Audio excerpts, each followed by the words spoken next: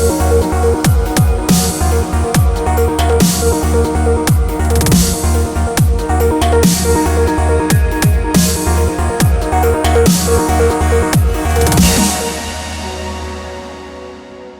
everyone, welcome to my channel. Well, in this episode, something really cool for you guys who have drones from the past. In this episode, we're going to take a look at the DJI Spark. Remember that? As well as the Phantom 4. Not the Phantom 4 Pro, but the Phantom 4. The reason we're going to take a look at those drones is because those drones laid the pathway to drones that are coming out today, like the Mavic Air 2. All that technology in the Mavic Air 2 had to start somewhere, and it started way back with drones that we're going to show you today. And with me, I have Andre. Hey, wave, Andre. There he is. Oh, he's just waving. We have to do the social distancing thing, so I'm going to have some cameras set up on the table there, and we're going to sit on either side far apart. Here we go. So here we are sitting at a picnic table. Notice over here there's nobody, but if I go all the way back and hang on a sec, over here I have a GoPro, so there's my hands. Andre, you're right there. Say hi, Andre. Hey. Okay, so because of the virus, COVID-19, we have to be quite separate, so we're quite separate right here. So the reason we're out here today is we're going to look at some really cool technology from the past. Now, way back in the year of 2016, do you remember that? 2016, DJI came out with the Phantom 4. But before we get into the Phantom 4, which Andre has in front of him right there, let me just explain something really quick. Before the Phantom 4, there had to be a Phantom 1, 2, and 3. If you watch my YouTube videos and go way back to when I started, you will see me flying the Phantom 2. I did have a Phantom 1, but it was so terrible I got rid of it really quick. The Phantom 3 was the best thing DJI ever made because it's when they entered the realm of the 4K camera. And they made quite a few models of the Phantom 3. You know, you had the Pro, the Advanced, what was that one? Standard, you said? Yeah. Yeah, Standard, and there was something like the 4K model. But the Pro was the best. The problem with the Phantom 3, and Andre remembers this, is that the Phantom 3 was the drone that would fly away. Yes! So today, you always hear people talk about flyaways. Honestly, drones don't fly away today unless they're a budget drone.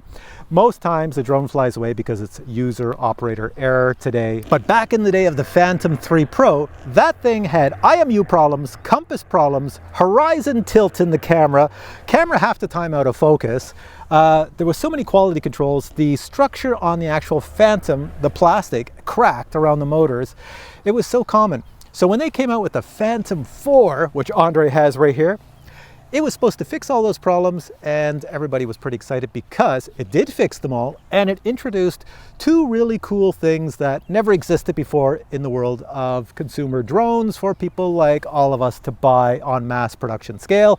And that was, look at the front of his drone, his little Phantom right there. He's got these little things. What is that? Well, we all know them today. That's obstacle avoidance or vision sensors. So this drone had obstacle avoidance, the first one, and the ability to do tap to fly, and if it encountered an object, it would stop. They even said it would go around it, and apparently it would. It could even follow you, and that just didn't exist prior to this baby drone here. This is pretty cool. Now spin it around so we can see the other sides. You'll notice there's no sensors, no sensors, no sensors, no sensors. There are some on the bottom. So that's basically what it has. You got front sensors, sensors on the bottom. But that was a feat back in 2016. My God, that was incredible. And back in 2016, that's the style of drones. This is what everybody saw. There was no such thing as a Mavic at the time this came out. So this was pretty cool. Now, Andre, I'm going to let you do some talking. You bought this in 2016, and you bought it late in 2016, right? I did, yes. September. September of 2016? Yep. And why did you buy this one? You know what? I had flown my buddy's 3 and I really liked it. I liked the smoothness of the shots and everything. Been flying tricopters and other quads and everything, but this was a different realm of stability and image quality and everything, and so I had to have one. And this one here, when it came out, this one came out with a 5-kilometer range. I'm writing it here, 5 kilometers. That's not miles, that's kilometers, which is not very far today. But back then, that was far. So 5 kilometers for this baby, 27-minute flight time. In the battery, you can still buy the same batteries for the Phantom 4 Pro today, but this is the Phantom 4, not the Phantom 4 Pro. So Andre, this thing here has a 5-kilometer range. You've been using it, and how do you find the 5-kilometer range? Now, I've never actually gone out 5 kilometers, but I did notice if you got into any areas where there were any kind of interference, your video would drop out completely or get really degraded. So I upgraded. He's got something scene off of Star Trek, the phasers. What is that? So this is the FPV long range setup. So they're helicoils. So one's attached to my data sensor and one is receiver, sorry, and the other is for the video. And it just lets me get clarity. So like if I go through the trees or if I'm below the tree line and stuff, I can actually still maintain video. So lots of people do it for the long range. I did it for the clarity of the single because I just, well, what's the point of looking at and flying around with a Phantom if you can't see what you're doing? So. And you know what the weird thing is? That is a common complaint today with a lot of DJI products. They all claim like, you know, like 8 miles or 8 kilometers or whatever. But no matter what, everybody will have a different experience. If you live on an island in the middle of the Pacific and do a long range test, you're gonna go miles forever. But if you live in the country, like most of us do, where you're surrounded by cities and buildings and everything, you're not gonna get very far unless you're out in some farmer's field away from the world. So that's a reality today. Look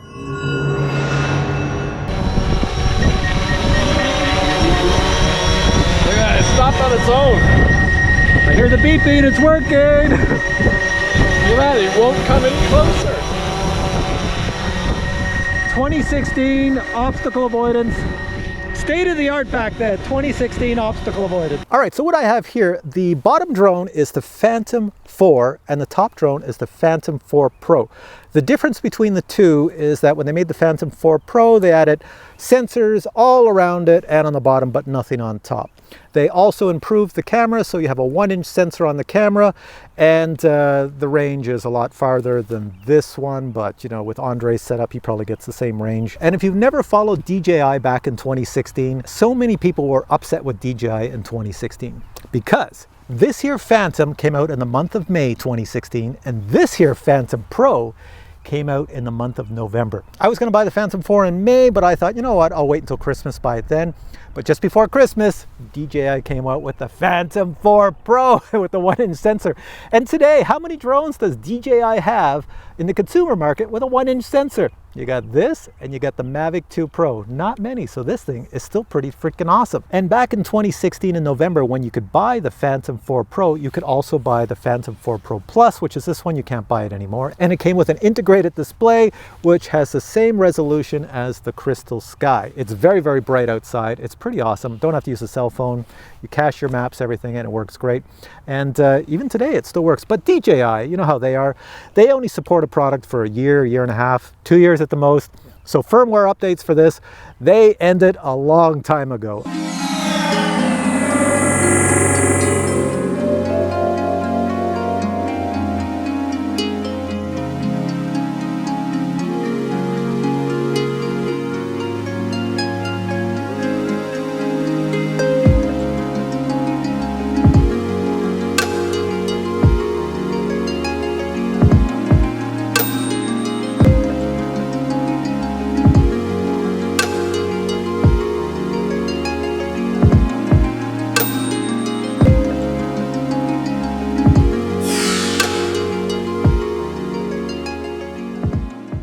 All right, so the next drone we're going to look at is something that came out in the month of May, the year 2017. And again, it was like a first for DJI, and that's the DJI Spark, and Andre's holding it. He's doing the nice little Vanna White Model 8 here. Now, the DJI Spark has always been one of my favorite drones because it has so many functions. People hated it because it had a poor range and a poor flight duration. You know, the batteries are quite small. But let me just talk about those two items quickly. The fact that it has a poor range, that's because it's Wi-Fi and you could actually just fly it by itself with no controller, no phone if you want it, or you could fly it with just your phone. You only had about 100 meters then, or you could fly it with the phone and the controller, and you might get, if you're lucky, you got over a kilometer. Most people got over a kilometer, but if you flew in some areas, you might only get like 200 meters. It was hit and miss with this drone. The batteries, you don't get a lot of flight time, but if you had 3 batteries and you put them on the charger is designed that it will charge up all 3 batteries at exactly the same time, not like the modern battery chargers that you have on all the drones where it goes 1 battery, then the next battery, then the next battery. No, the Spark charges all 3 at once. It's pretty awesome. And it has obstacle avoidance. Andre, you can show that in the front. You can tear off that plastic thing in the front. There you go, obstacle avoidance in the front. And the camera has the ability with the obstacle avoidance to do active track, and it has the ability to stop and not crash into something as it's following you.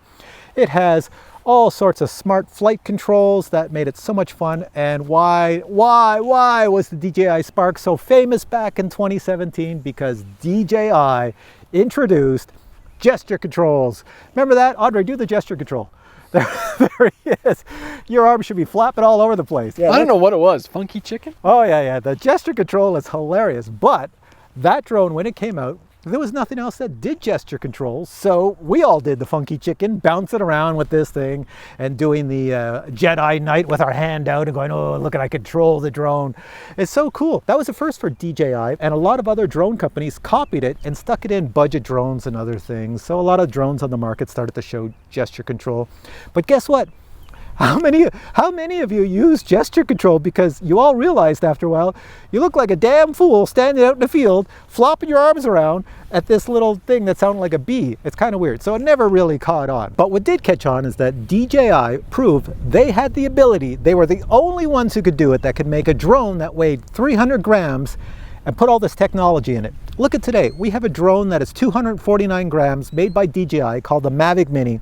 It doesn't even have half the technology that this Spark has, but yet it costs a fortune. So why do you still have this? If you have all these other drones in your DJI products in your fleet, why do you still have the Spark? I'll tell you why. Let me tell you. The Spark, it's like one of a kind. There is nothing else on the market like it, because I can still get out on my skateboard, pop the Spark up in the air and have it follow me around all over the place. I can go on trips, hikes, and this thing will follow me. And it even has the ability to follow you up and down hills. You know, sometimes it's not so great, but a lot of times it works really well. The only negative is the flight time. You know, you're looking at about 14 minutes, 15 minutes. That's it. Then you got to bring it down and change the battery. But it's so small. It doesn't freak anybody out, so you can fly it anywhere. Although, for the small size, it is kind of noisy. So for those reasons, I'm gonna hang on to the Spark. You know, it's one of those drones I'll keep for a long time. There's a few drones by DJI that I will sell, and other ones that I will keep for a very long time, because I think they were great technology when they came out.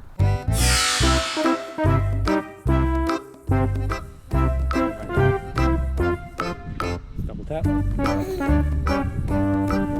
It's red, it's gonna go. Red. What's just going over there?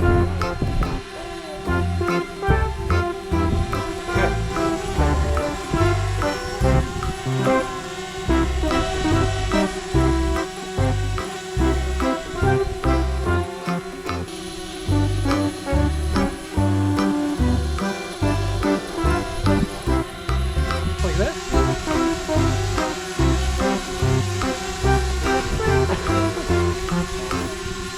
Let me do it all the moves.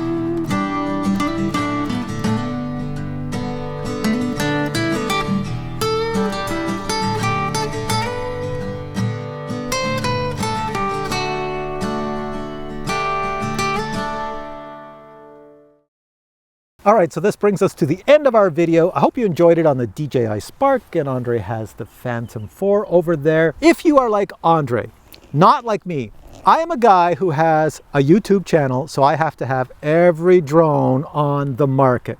I'm one guy. Ask me if I can fly them all. No, I can only go fly one every now and then. Whereas someone like yourself will buy a drone and you will fly the crap out of it and get a lot of use. The reality of life is that you're not a YouTube reviewer, so you don't need all these drones. You're like Andre. Andre had this drone that he bought in 2016. He still flies it today. It has a camera on it that is still really decent, It shoots 4K. He gets great image. He's got long range, long distance, 27-minute flight time. He's going to have that drone. He might even keep it for another 2 or 3 years before he replaces it. It is still relevant and useful today for him. And that's basically what this video is about. There's new drones on the market like the Mavic Air 2, which if you don't have a drone or you have an old one like Andre or even older than Andre's, it's time for an upgrade. Mavic Air 2 is a really good drone, or the Autel Evo 2, both really good drones. But if you have these old ones and that's all you have and they're suiting you well then, Andre, is there any reason to get a new one then? Fly them till they're done. Fly them till they're done. That's it. So keep on flying as long as they keep flying. Anyways, hope you enjoyed this video. If you did, please give it a thumbs up. So from Andre to his VADA abilities, thank you very much for helping out. And if you enjoyed this video, once again, I'll say give it a thumbs up or 2 thumbs up or 27 thumbs up. And we'll catch you in another video in the future. Take care.